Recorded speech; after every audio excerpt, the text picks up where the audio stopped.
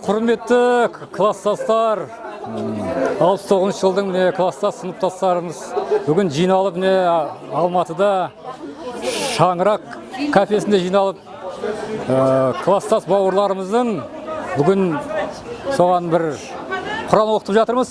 Соған бәрім жиналып міне осы күнге міне не дейміз ал? Осы жиналған бәрімізге амандығын тілесін, жақсы міне өткізуге тырысамыз. Амандығын берсін. Жақсы күндерімізде тойды көрсейік ал. Құрметті класстастардың басы бірігіп жатыр міне. Қаскелеңде Шаңырақ кафесінде бас құрастырып жатырмыз. Міне қайтыс болған бауырларымызға Құран оқытайық деп жатырмыз. Құдайым Құранымыз қабыл болсын. Кеште тойымыз болады. Тойымыз аман есен сәтті өтуін Алла тілектеспіз. Міне қуанып жатырмыз. Ортамыз толай берсін Құдайым. Барлығы жақсы болсын деп тілеймін. Амандығын берсін. Баян сөйлесін.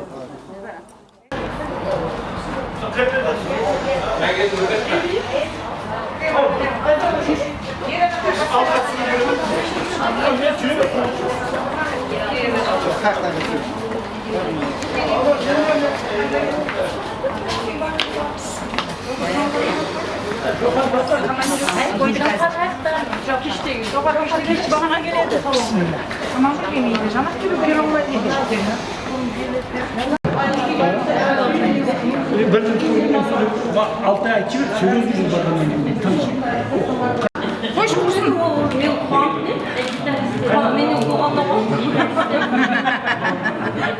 İyi gün buraya geçer.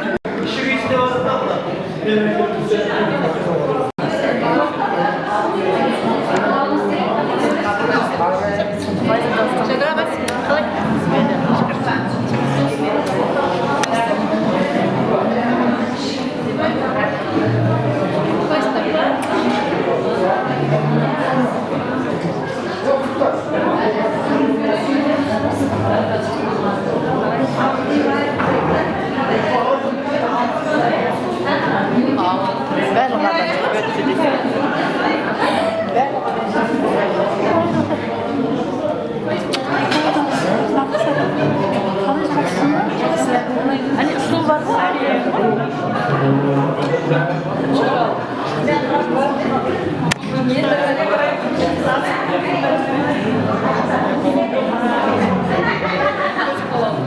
Nasıl geldiler?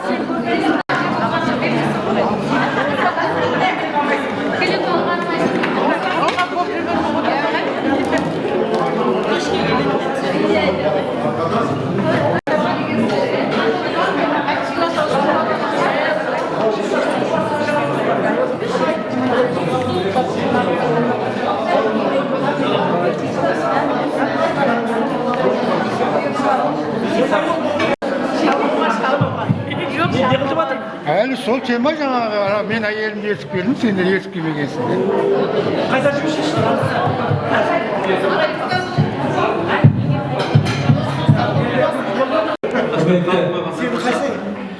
Жігіттер, қыздар, бүгінгі көптен күткен бүгінгі мына 40 жылдық кездесуімізге аман есен Алланың қалауымен жетіп отырмыз. Аллаға шүкір. Осы бүгінгі достарымыздың ұлдары бар, қыздар бар, қайтыс болған.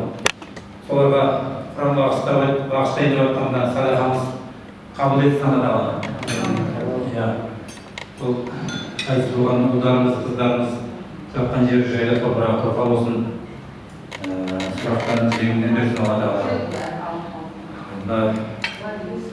Осы келіп отқан ұлдар, қыздар бәрімізге аманшылық, денсаулық, бала-шағаларыңыз аман болсын, жастарыңыз ұзақ болсын, қосылған қосақтарыңызбен теңдей қартаюы нәсіп етсін бәрімізге.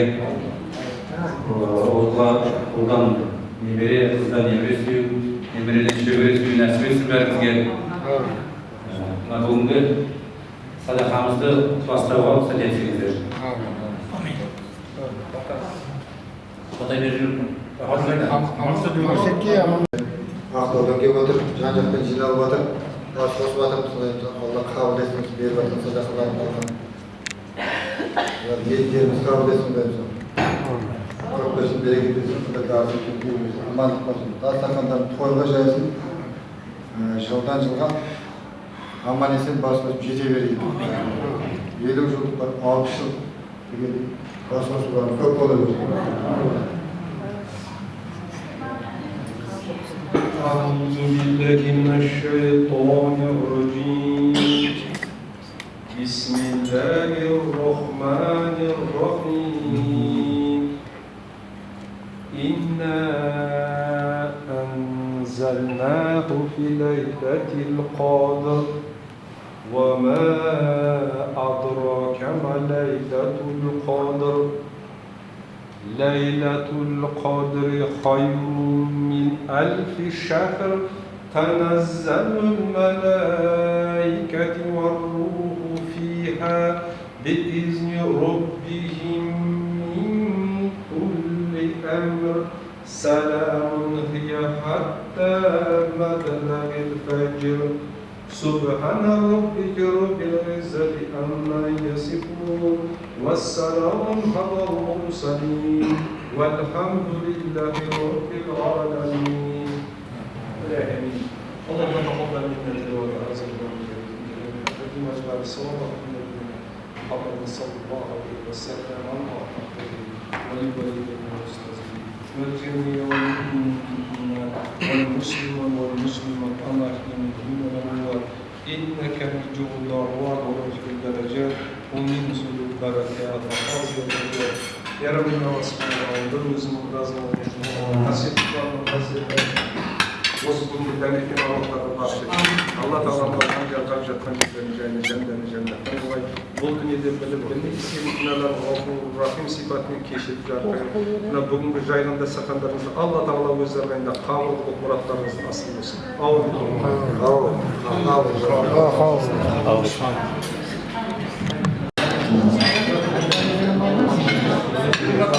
Manda verin de. Olan yetişiyor. Kasım.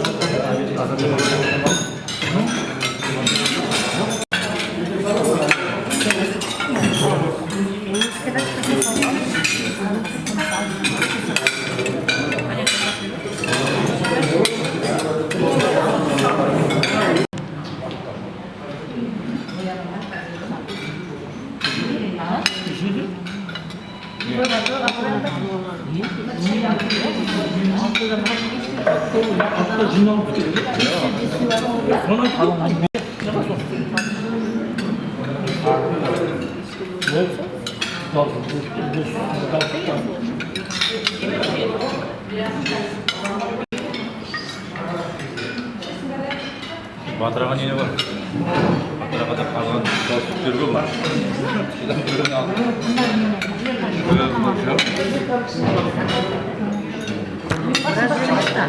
Жоға жақ қош. Пас. Не соңғы жақ пас.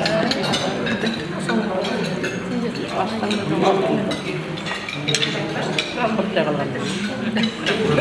Қалдыр қалды.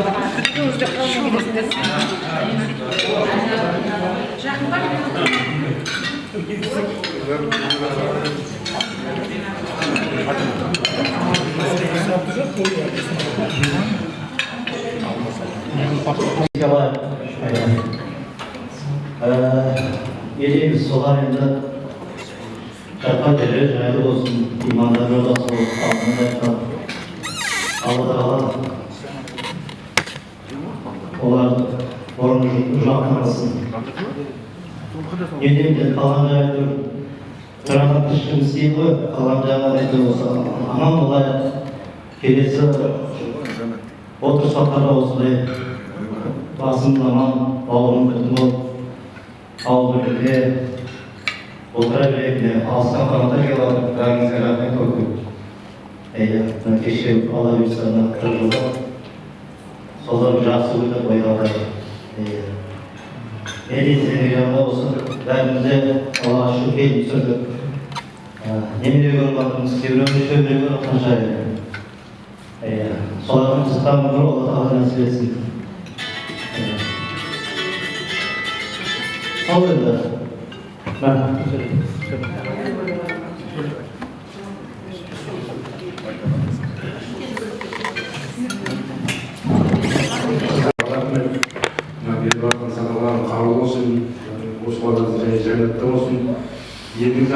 елу жылдық демей мына балдарымыздың бәрі болжаған жақсы өнеріне қызықтарына қатысайық.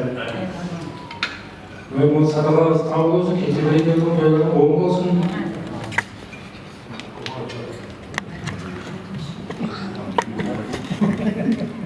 Алла беріп жатқан садақаларымыз қабыл садақа болсын.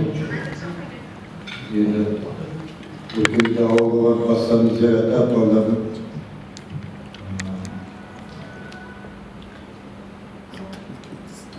еске алып қайтып енді мәңгі есімізде балдар. Қабыл болсын. Ассалаумағалейкум. Бәрімізде бір ауылда өнер өстік қой, мектебіміз басқа болған енді қатар болған кезде бәрін танымыз, білеміз. Себеппен жинап аласыңдар. Құтты болсын Құдайыма жинап алғандарыңыз. Өмірдің жігіттер мен қыздарға садақа беріп жатқан садақаларыңыз қабыл болсын. Ниеттеріңіз қабыл болсын. Құдайым осылай кездесіп көрсеңдерге тез-тезден несіп етсін. Алыстағы жақын. Олар қабыл болсын, жақсылық өткізіңдер. Еске алыңдар жақсылық кездеріңізді. Бәрімізде жақсылық тілейміз. Қыздар сөйлесін. 40 жылда кездесіп бас қосып отырмыз. 40 жылда көрмеген класстастарымызды көріп қуанып жатырмыз. Өмірден озған мына класстастарымызға ескертуге садақа беріп жатырмыз. Қабыл болсын. Аллам деп жерлеп жата берсін, жанаттан берсін қалған жастарын. Бұл қыздарына, жұбайларына берсін. Міне кешке өткізетін 40 жылдық кездесуімізде аман-есен өткізіп алайық. Қуанышты. Осы бастамамызды басында жүрген комиссия ағзаларына Жанелдин, Өмірбек, Жадыра, Баян, сіздерге мың алғыс, Алла разы болсын сіздерге.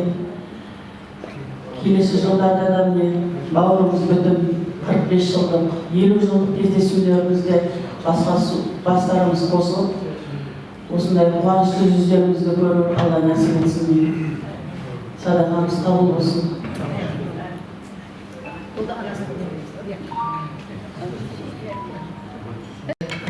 Өмірден өткен класстастарымызға садақамыз қабыл болсын. Достарымыздың жері жайлы болсын, даралығы болсын. Көрмегендері, отбасылары, балалары көрсін. Не дейміз енді, себеппен осы жиналып отырмыз. Арамыздан Ақтаудан, Астанадан, Тараздан, қыздар келіп отыр. Нүкістен келіп отыр қыздар. Енді не дейміз, қалған жағында мына кешкі мерекемізді жақсы өткізіп алайық. Сол айтамыз енді. 40 жылдығымызды аман-есен күтіп алып жатырмыз. Бүгінгі дүниеден өткен класстастарымызға құран шығарып жатырмыз. Қабыл болсын, құран хатымдарымыз қабыл болсын. Алла тағала қабыл етке. Осы есінде қалған ұрпақтары аман болсын, сау болсын. Ендік жағында сіздерге денсаулық тілеймін. Кеште болайып жатқан кездесуіміз 40 жыл тойымыз құтты болсын. Аман-есен өткізуге Алла күш-қуат беріп, барлықтарыңыз жүздеріңізден күлкі айырмай аман-есен ойнап күліп өткізейік. Алыстан келіп жатқан қыздарға рахмет, сіздерге де денсаулық тілеймін, аман болыңыздар. Осындай 40 жылдық, 50 жылдық айтуға Алла бұйырса, кездесу нәсіп ете берсін. Қабыл болсын деп жатқан садақаларымыз.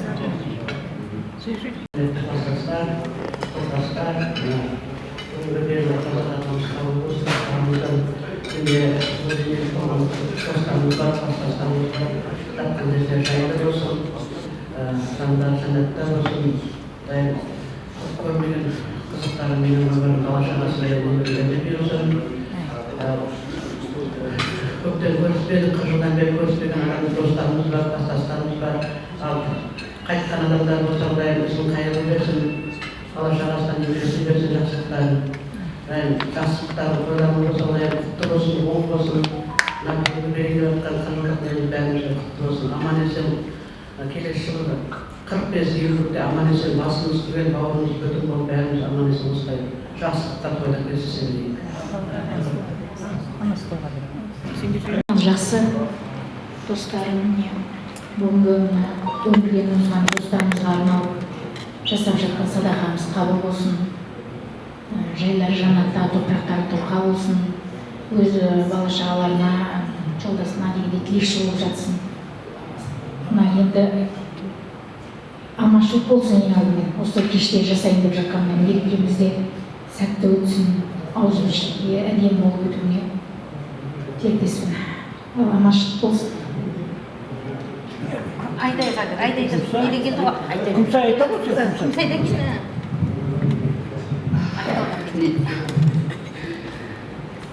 Міне бүгінгі белгілеп жатқан садақаларыңыз қабыл болсын.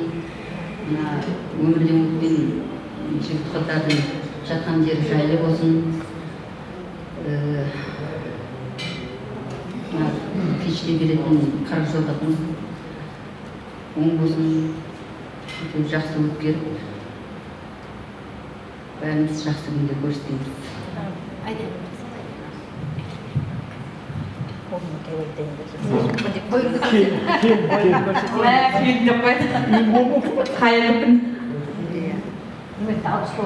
Жігіттер, қыздар, бастап жатқан қуаныштарыңыз құтты болсын, зарынан болсын. Ал мен қайтқан жігіттерге қыздар садақа деген қыздар Алла қабыл етсін. Қалған өмірін тек бала-шағасына берсін, немерелеріне берсін. Бәріңізге денсаулық тілеймін. Осындай қуаныш күндеріңіз көп болсын. 50 жылдық, 60 жылдықтан кездесуді Алла нәсіп етсін. Бала-шағаңызды қызықтап жүре беріңіздер. Жақсы күндерге бас қосу бұйырсын. Баршаңызға тілеймін. Қымбатты класстастар, міне бүгін қыздарымызға, өткен қыздарымызға, жігіттерімізге құран бағыштап отырмыз. Құранымыз қабыл болсын. Сол қалған өмірін ұл қыздарына, бала-шағасына бұйырсын. Енді бүгінгі кешкі 40 жылдығымызды бастайын деп отырмыз. Осы 40 жылдығымыз құтты, мерекелі болып өтсін. Ұзағынан болсын, 45 жылдық, 50 жылдық мерекелерімізді бас қосып бұйыра берсін.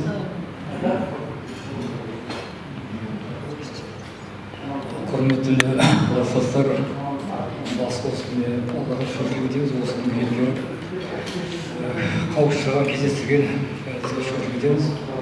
Классымызда бірге оқыған бауырласымен сыныптас оқушыларымызды еске алып садақа беріп қуанышып жатырмыз. Садақамыз Алла қабыл болсын, олардың жатқан жері жайлы болсын, топырағы торқа болсын. Сізде қалған бала-шағалар, қыздарына көрмеңіз болсын. Енді бүгінгі достармен бірге өткеріп жатқан қажыттар бәрімізге құтты болсын, оң болсын дейміз. Басымыз қосылып алыстан ұзақтан жиналған достарымызға рахмет. Ұйымдастырушы жігіттерге, қыздарға да бәрімізге көп рахмет айтамыз. Осындай жақсы күнде, тойларда, аманшылықта басымыз аман дейміз. Сонда осындай жақсы күндерде кездесейік, тойларда кездесейік. Аманшылық болсын бәрімізге. Алла болсын. Әлхамдулилля, пайғамбарымызға Алланың игілігімен сәлем болсын. Енді мына қандай да отырса дейді, Аллахқа мадақтар айтылмаса, пайғамбарымызға салауаттар айтылмаса, ондай отырса береке болмайды дейді. Мына отырыстарыңыз Алла береке болсын. Мына марқұмдарды еске алмақсыздар. Біздің қазақта өліні сыйламай тіріге жол жоқ дейді. Өліні сыйласаң дейді, қашанда жолы ашық. Сол айтқандай мына бірде пайғамбар саллаллаху алейхи уассаламнан Абдулла ибн Аббас деген сахаба, Алла разы болсын, қабірде жатқан мәйіттің рухына Құран оқимыз, садақа береміз, дұға қыламыз. Осылардың сауабы қабірде жатқан мәйіттің рухына жете ме деп сұрадым дейді.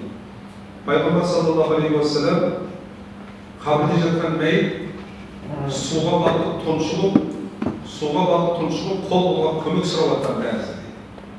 Қабірде жатқан мәйіттер суға батып тұншығып қол бұлғап көмек сұрап жатқан тәрізді. сіздердің оқыған құрандарыңыз, берген садақаларыңыз, жасаған дұғаларыңыз әлбетте олардың күнәларының жеңілдеуіне себеп болады. Мына бүгінгі жайған дастархандарыңыз, жасаған дұғаларыңыз, оқыған құрандарының сауабы иләһи осы кластас марқұмдарымызға жетіп, күнәларының жеңілдеуін Алла нәсіп етсін. Мына бейіттің басына барған кезде сәлем берілу керек негізді. Пайғамбар саллаллаху алейхи вассалам бір бейіттің басына барғанда ассалауму алейкум ахли дияр деді.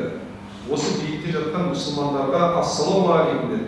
Сонда сахабалар қасында, я Расулаллах, сізді естіп тұрған бұлар деді. Сіздерден 1000 есе жақсы естіп тұр әзір осылар деді. Сол айтқанда қабірдің қасына барсаңдар сәлем берілу деді. Келіндер болса иіліп сәлем беріп, енесіне, атасына дейді. Бәрін естіп тұрады екен барғанда. Иншалла әзір бір аулап атқан шығар достарымыз, жігіттер, қыздар, Алла алмай жаратқасын, имандары жолдас болсын. Сол айтқандай мына бір бейіттің басында енді әркімге тағдыр әртүрлі ғой. Біреу жас кетеді, біреу кәрі кетеді. Бір бейіттің басында жазылып тұр.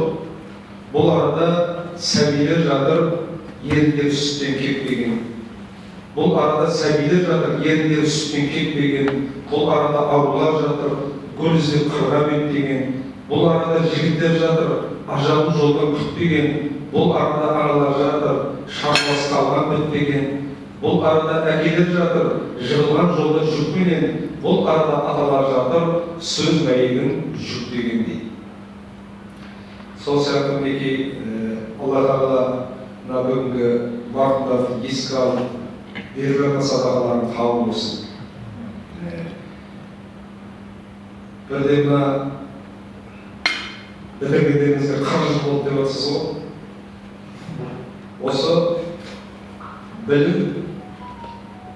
білім туралы бір шәкірт ұстаздан сұрайды.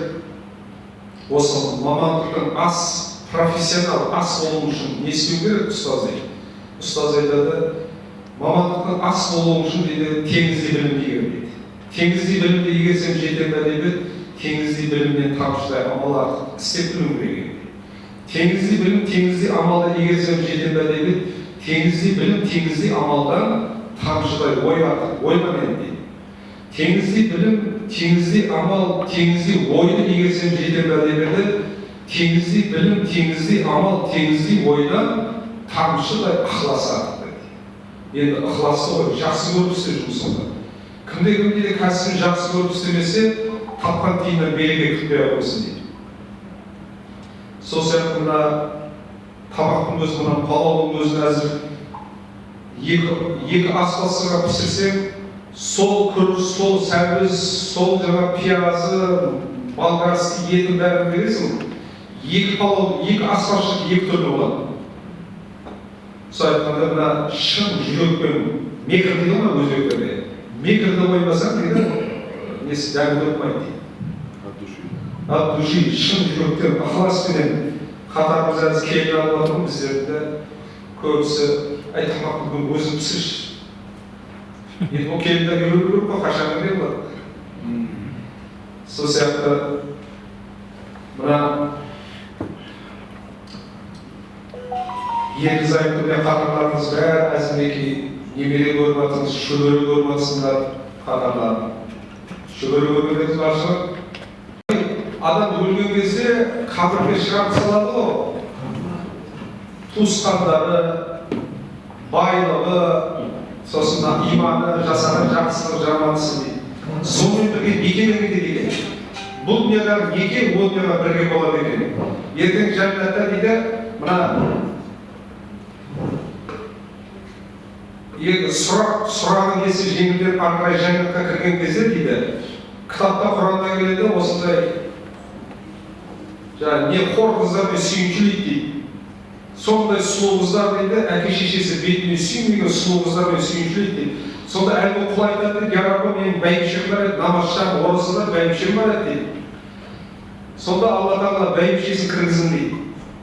Кітапқа келеді, еркек адамдар 100-ге белгілі қойсын 33 жаста болады екен, әйел адамдар 18 жаста болады екен. Мына күннің қасында спичканың жарығы қандай болса дейді, күннің қасында спичканың жарығы қандай болса, хор қыздардың сұлулығы бәйбішенің қасында спичканың жарығындай болып қалады екен. Сол бәйбішелерді сондай сұлулық кіргізеді дейді Аллаға. Некеде, значит, бұл недан неке ол неде жүреді дейді. Сөйтсе дейді, бір келіншек сұрайды, күйеуі қайтыс болып, екінші күйеуге тисе қайсысы болады дейді. Таңдау әйелде болады екен. Бірінші күйеуі арақ ішіп азап берген болса, екінші күйеуі арақ ішіп азап берген болса, қайсы күйеуі иманды болып алақанында ұстаған болса, таңдау әйелде болады дейді. Соны таңдайды дейді. Күйеуі қайсы болып, екінші күйеуге тисе, жәннатта қайсысымен бірге болады десе, қайсысы иманды болса. Сөйтсем бір апам бар, әзір 66-ға келді апам. Отырып қалды, осы күйеуге тиіп отырып қалды. Сол апам айтады, ай, Рәшид, хор қыздар десе, кітабында хор жігіттер туралы жоқ па? Ал бұл дүниеде дейді, күйеу алған жоқ. Ол дүниеде бір күйеуі табылар дейді. Ол бұны сұрайын деді. Ұстаздар мешітке келіп тұрады ғой. Сөйтсем, кім-кім дейді, бұл дүниеде күйеуге тиіп өтсе дейді, намазын оқып, оразасын ұстап, бір еркектің қолын дейді, денесіне тигізбесе дейді. Намазшам, оразадар болып, бір еркектің қолын денесіне тигізбей бұл дүниеден өтсе дейді, пайғамбарлар таласады дейді мұндай еркек. Сондай не болады екен. Және дейді, ертең қияметте дейді, Алланың алдында осы ерлі-зайыпты бір-біріне жарасына алады екен. Нақақтан нақақ әкемді боқтады, шешемді боқтады, ақымды алып берді тұрады дейді. Әйел айтады, еркек айтады дейді, менің күйеуден бір мойындаған жоқ, бір әкеде бала шағаның алдында менің беделімді түсірді деп. Ең бірінші Алланың алдында ерлі-зайыпты бір-біріне жарасына алады дейді. Соның үшін дейді, бір 10 күннен ерлі-зайыпты бір-біріне бұрсаластыру керек екен. Ертең Алланың алдында жағынан асылып жүрме, ырзасында, нең кем, әйтеуір маған ырзасында, әйтеуір анау. 10 күннен бір ырзаластыру керек ерлі-зайыптылар дейді. Бір-бірімен. Ертең бірінші болып дейді, бір-біріне жарасына алады дейді. Және дейді, қияметте дейді, бір кісі тұр дейді, таразыға жақсы мен жаман амалдарын таразыға салады дейді. Сол жерде бір сауап жетпей тұрыпты, дозақтың алдында тұр дейді бір кісі. Бір сауап жетпей тұрып, дозақтың аузында тұр дейді, әйеліне қараған екен, бәйбіше дейді, ләббәй отағасы, мен саған қандай күйеу болдым? Ой, сіз ондай болды, бақтың, қақтың, ішкіздің, кигіздің, санатория, бармаған жерім жоқ, бәрі қадақтың, кидің, ішкіздің, сізге ешқандай нем жоқ, мыңнан разы отағасы. Ай, бәйбіше, осыншама жақсылықтар үшін таразы баспай тұр, бір сауап жетпей тұр бәйбіше десе, бәйбішесі айтады дейді, отағасы бүгін әйел күйеуге, күйеу әйелге жауап беретін күн емес, өзінің очеркін тұрды, өзінің жағдайын қалай болады, кешіресіздер теріс қарап кетіп қалады дейді. Сонда баласына қарайды дейді, балам деп айтады, ләббәй әкешім, мен саған қандай әке болдым? Ой, әке, сіз сондай әке болдың, бақтың, қақтың, ішкіздің, жегіздің, оқыттың, шоқыттың, машын, үй, жұмыс, бәрімен тәмендедің. Мен сізге бұнған разымын әке десе, әй балам, осыншама жақсылықтар үшін таразы басына тұр, дозақтың аузына тұр балам, бәрі сауап жетпей тұр балам десе, бала да айтады дейді, әке, өзінің очеркін тұр, жағдайын қалай болатынын. Әке балаға, бала әкеге жауап беретін күн емес, кешіріңіз әке, бала да теріс қарап кетіп қалады дейді. Сонда басы салдырап, сағы сынып келе жатқанда қыз шығады дейді, әкеші не болды деп. Әй қызым, несін сұрайсың, таразы баспа тұр, дозақтың аузында тұр. Анаң бала теріс қарап кетті, ағаң бұл теріс қарап кетті десе, қыз айтады дейді, маған хабарласпадыңыздар әке деп. Бүгін сауабымды ал дейді, жәннатқа кіргіз әкемді деп, қыздар тұрып алады дейді. Пайғамбар саллаллаху алейхи ва салламның 3 қызы бар, иманды, ибадат тәрбиелеген 3 қызы бар әке шеше жәннатқа кіреді дейді. Осының тәфсірінде ғұламалар айтады, жәннат аузына келген кезде қыздар тұрып алады дейді. Ал кіріңдер дейді, мына Маккаға кіріңдер, жәннатқа кіріңдер, қыздар толып алады дейді. Я Раббым, әке шешеміз бағып, қағып, ішкізіп, жегізіп, бүкіл мейірімін беріп, енді бір ата-анамызға қараймыз ба десек, тұрмысқа шығып кеттік. Енді жәннатта бірге боламыз ба десек, дозақта жатыр, ата-анамызды дозақтан шығармағанымызша жәннатқа кірмейміз деп қыздар толып алады. Бұл тек қыздарға берілген екен. Сонда бір сахаба сұрады дейді, екі қызы бар дейді, екі қызыңызды да иманды ибадылы тәрбиелесең, бір сахаба менің бір қызым бар дейді, бір қызым болса да иманды ибадылы тәрбиелесең, жәннатқа сүйдеп кіргізеді дейді. Сонда бір ұстаз айтады, сөйтіп айтып отырсам, бір ақсақал айтады дейді, қызым жоқ еді, молдаге қыз жоқтар мен жәннатқа кірмей ме деді дейді. Келініңді қызыңдай көрсең кіресің дейді. Бірақ қызыңның сөзін көтересің, қойшы апа, қойшы әкеме деген көтересің, бірақ келіннің сөзін көтермеймін ол. Қыз келініңді қызыңдай көресің дейді. Сол сияқты мінекей марқұмдарды Алла алған жарқасын, имандары жолдас болсын. Алла мінекей ойдан қырдан жинау басында адамға берілген ең қымбат нәрсе өмір болса, сол өмірдің ішіндегі ең қымбат нәрсе көңіл дейді. Мына адамның бойында барлық нәрсе тозады екен. Белден күш кетеді, көзден нұр кетеді, шашқа ақ түседі, бетке әжім түседі, бірақ адамның бойында тозбайтын бір нәрсе бар, көңіл тозбайды екен. Мінекей ат терлетіп, Қарақалпақстан, Маңғыстау, Ақтөбе, жан-жақтан келіп отыр, бір көңіл келіп, бір көңілді көтеріп кету болғаны. Сол адамның бойында тозбайтын бір нәрсе бар, көңіл тозбайды дейді. Бұл көңіл деген нәрсе адамның көңілін сындыру үшін сүйегінен өтетін бір ауыз сөздің өзі жеткілікті дейді, бірақ сол көңілді орнына келтіру үшін ғұмырың жетпейді дейді. Бірде бір кісіге елдің алдында осы жерден алып жерге салып, жеті әкесінен боқтап осы жер ұрлатқанда бір кісі айтты дейді, бұл не деп жатқаныңыз дейді, мына қағбаны құлат десе мен қағбаны құлатамын деген екен. Сонда адамдар о не дегеніңіз, қағбаны құлатсаңыз діннен шығып кетесіз ғой дейді.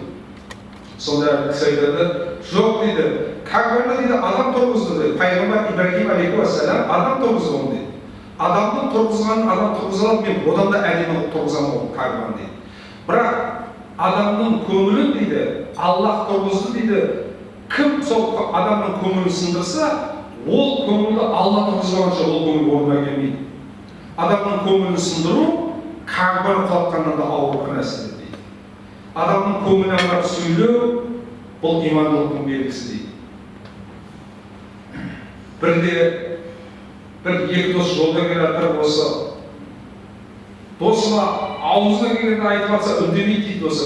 Сонша сөз айтты ғой, маған не бір ауыз айтпадың десе, мен саған айтайын десем әзір сондай ренжіп қалма деп не қыламын, сенің көңілің сынып қала ма деп қоямын, не қылып қаламын деп. Сол айтқандай, мына бүгінгі көңілдеріміз қош болсын, 40 жылдан кейін көріп жатқандарымыз бар деп жатсыз. Мына бүгінгі берген садақаларың қабыл болсын, кеше отырыстарыңызды Алла хайырлы, берекелі қылғай. Жылдан жылға айтып жатсыздар ғой, 50 жылдық, 60 жылдықтарда қатарларын кемімей, бас аман бауыр бүтін жүздесе беруді Алла нәсіп етейін. Ал жеп болған болсақ және бағаны кім береді?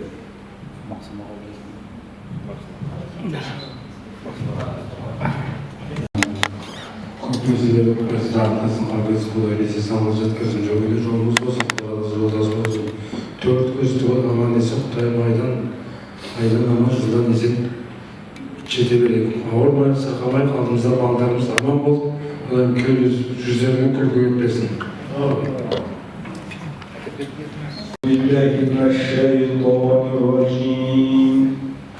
بسم الله الرحمن الرحيم قل هو الله أحد الله الصمد لم يلد ولم يولد ولم يكن له كفوا أحد بسم الله الرحمن الرحيم قل هو الله أحد الله الصمد يلد ولم يولد ولم يكن له كفوا أحد. بسم الله الرحمن الرحيم. قل الله أحد الله الصمد لم يلد ولم يولد ولم يكن له كفوا أحد. الله أكبر الله أكبر لا إله إلا الله الله أكبر الله أكبر ولله الحمد. بسم الله الرحمن الرحيم. قل أعوذ برب الفلق من شر ما خلق ومن شر غاسق إذا وقب ومن شر النفاثات في العقد ومن شر حاسد إذا حسد. الله أكبر. بسم الله الرحمن الرحيم. قل أعوذ برب الناس ملك الناس إله الناس من شر الوسوس الخناس الذي يوسوس في صدور الناس من الجنة والناس. الله أكبر. بسم الله الرحمن الرحيم.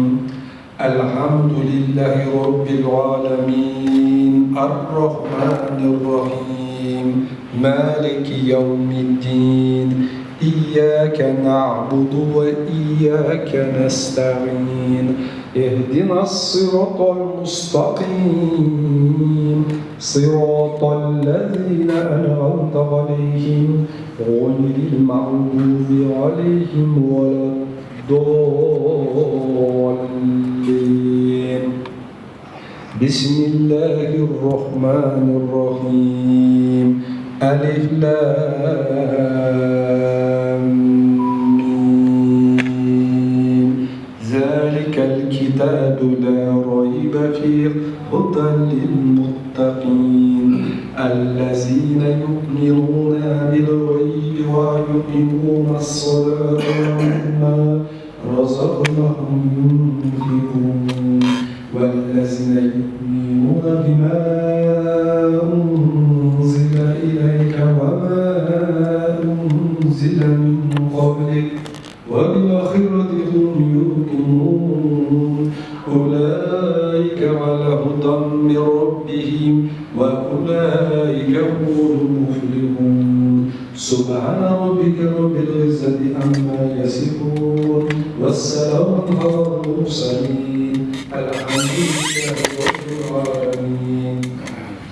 لا إله إلا الله تقبل منا وتعزم وجليل جميع المجد الصواب من نبينا محمد صلى الله عليه وسلم. اللهم اغفر لي ولوالدي ولأستاذي والجميع والمؤمنين والمسلمين والمسلمات الأحياء ثم الأموات إنك من جود الأعواد ورفع الدرجات ومن ذو البركة خازن الحجاب يا جبار يا جبار يا كريم يا ستار يا عزيز يا حكيم يا ذو الجلال والإكرام.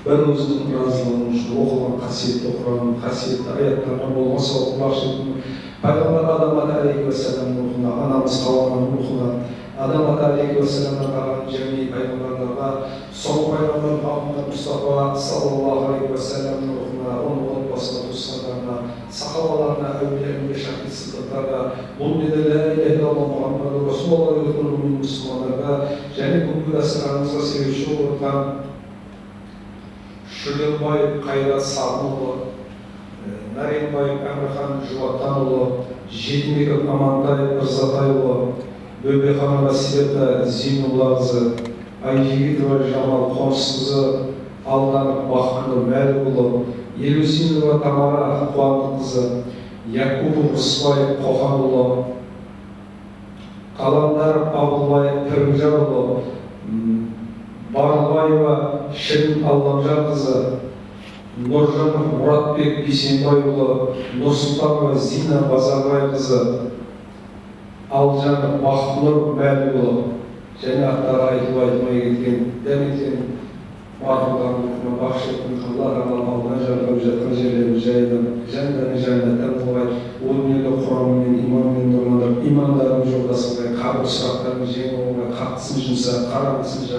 қабілетін кең қылғай, кітаптарының оң жағынан түсін нәсіп етті, бұл дүниелерді бірнеше күнәлар ғафур рахым сипатымен кешіп жарыққа көрге, мына бүгінгі шайған дастархандарыңызды алла өз сарайында қабыл қылған, мұраттарыңыз асыл қылған, мына кешке ниет етіп отырайын деп отырсаңыз алла хайырлы берекелі еткен. ربنا آتنا في الدنيا حسنة وفي الآخرة حسنة وقنا عذاب النار حسبنا الله ونعم الوكيل ونعم النصير وصلى الله على خير خلق محمد وآله وأصحابه أجمعين الحمد لله رب العالمين برحمته قالوا سبحان الله